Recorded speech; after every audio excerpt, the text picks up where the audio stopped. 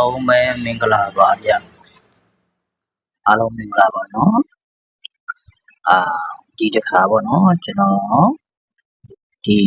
တရက်12လပိုင်း2025အတွက်နော်ရှင်းနှလုံးပေါင်းခြင်းလေးနဲ့ရှင်းနှလုံးပေါင်းရလလေးပေါ့နော်ဘယ်လိုပြလဲဘယ်လိုမျိုးဖြစ်တည်လာလဲဆိုတာလေးကိုကျွန်တော်တစ်ချက်လာပြီးတော့ကျွန်တော်ရဲ့ teammate တွေပေါ့နော်လာရောက်ပြီးတော့မျှဝေပေးမယ်ခင်ဗျဒီတစ်ပတ်ပေါ့နော်ကျွန်တော်တို့ရှင်းနှလုံးပေါင်းလေးခြင်းပေါ့နော်ရှင်းနှလုံးပေါင်းလေးဖြစ်ရှင်လေးကိုကျွန်တော်လာရောက်ပြီးတော့တင်ဆက်ပေးပါမယ်အားလုံးကနော်ကျွန်တော်ရဲ့ဗီဒီယိုလေးကိုအဆုံးထိလိုက်ပါကြည့်ရှုပေးဖို့ကျွန်တော်ဖိတ်ခေါ်ချင်ပါတယ်ဗျာနော်ဒါဆိုရင်ကျွန်တော်တို့ဗီဒီယိုလေးကိုစလိုက်မယ်နော်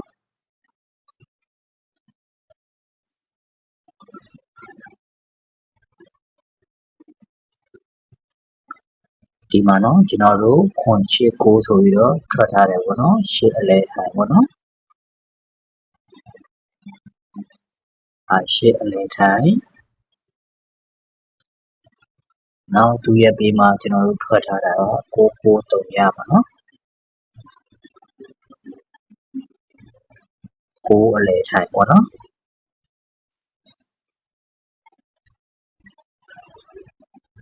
သူရဲ့တစ်နှစ်ကျော်ပေါ့နော်ကျွန်တော်သူရဲ့ဘေးချင်းကပ်မှာ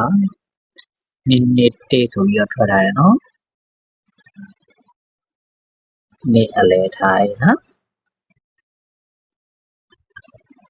ဒါဆိုရင်နော်အခုပြီးခဲ့တဲ့ပတ်ပေါ့နော်ကျွန်တော်တို့ထွက်သွားတာကတော့145ပေါ့နော်4အလဲထိုင်ပေါ့နော်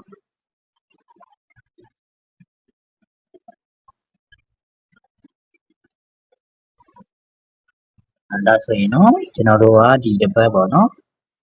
ဒီတရက်12လပိုင်း2025မှာပေါ့နော်ကျွန်တော်တို့ရှေ့ပေါင်းခြင်း400ဘယ်လိုဖြစ်လာလဲဆိုတာကိုကျွန်တော်ပြပေးမယ်နော်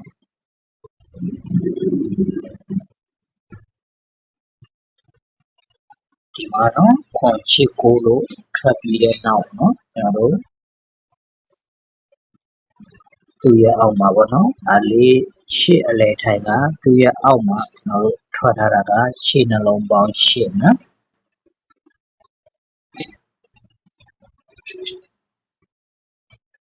ရှစ်နှလုံးပေါင်းခြင်းရှိပေတယ်နော်ဘာဖြစ်လို့လဲဆိုတော့သူ့ရဲ့အပေါ်မှာခွန်ချစ်ကိုလို့ထွက်ထားတဲ့အတွက်နော်ရှစ်အလဲထိုင်ကြားထားပေးတဲ့အတွက်ကျွန်တော်တို့အောက်မှာရှစ်နှလုံးပေါင်းခြင်းရှစ်လို့ပေးထားတာပေါ့နော်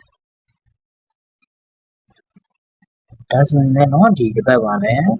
9ရနော်9အလဲထိုင်ဖြစ်တဲ့အတွက်သူ့ရဲ့အောက်မှာ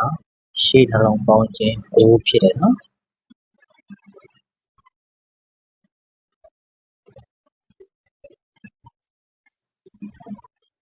ဒီမှာလည်းတူတူပဲနော်နှစ်တိလို့ထွက်ထားတဲ့အတွက်နှစ်အလဲထိုင်ဖြစ်တဲ့အတွက်သူ့ရဲ့အောက်မှာရှစ်နှလုံးပေါင်းခြင်းနှစ်ဖြစ်ပေးရမယ်နော်ရှစ်လေးနော်ပေါင်းခြင်းနှစ်ဖြစ်ပါတယ်ဗျ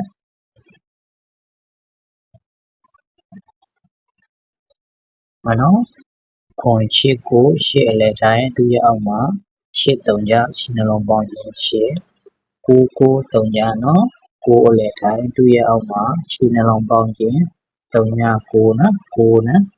မှာနှစ်1နော်နှစ်အလဲထိုင်သူ့ရဲ့အောက်မှာရှစ်လေးနှလုံးပေါင်းခြင်းနော်ကျွန်တော်စနစ်နှစ်ဖြစ်တယ်နော်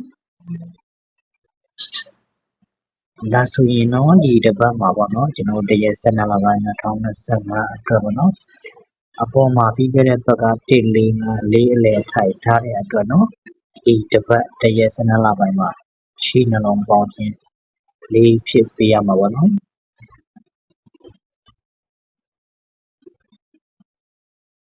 ကဲနော်အားလုံးကတော့ကျွန်တော်အကြည့်မိတ်ဆွေတွေမြင်တဲ့အတိုင်းပေါ့နော်သူရဲ့ရှေ့ကဖြစ်စဉ်အတိုင်းဆက်ပြီးတော့ပေးမယ်ဆိုရင်တော့နော်ဒီတစ်ပတ်ရှင်းနှလုံးပေါင်းခြင်း4ဖြစ်ပါလေဗျာနော်အားလုံးကကျွန်တော်ရဲ့အကြည့်မိတ်ဆွေတွေကြိုက်နေတတ်မယ်လို့လည်းထင်ပါတယ်ဗျာနော်ဒါဆိုရင်နော်ကျွန်တော်ဒီလောက်ပဲဗီဒီယိုလေးကိုဆုံးသက်လိုက်မယ်နော်ရှင်းနှလုံးပေါင်းခြင်း4ပါဗျာ